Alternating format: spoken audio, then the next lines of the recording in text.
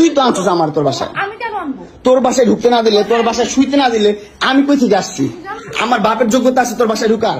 তোর যোগ্যতা আছে আমার বাসায় ঢুকার আমি ঢুকতে না দিলে?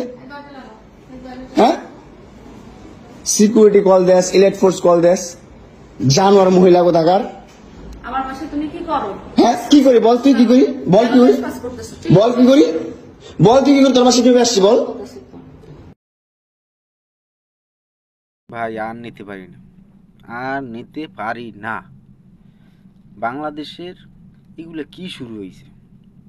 সারাদিন পর কামকাজ করিয়া দেখা গেছে যে একটু মোবাইলটা হাতে নেই, হাতে নিয়ে বাংলাদেশের নিউজ দেখব, বাংলাদেশে ভালো মন্দর খবর জানবো, বাপ মার সাথে কথা বলবো।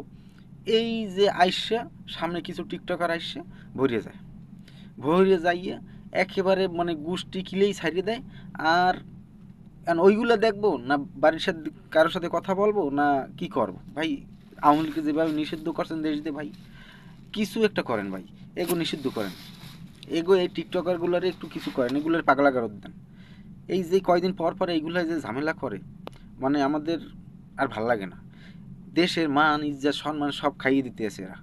এই টিকটকারগুলোর একটু ধরেন ভাই, প্লিজ আপনাকে পাওয়া দুইটা ধরি ভাই।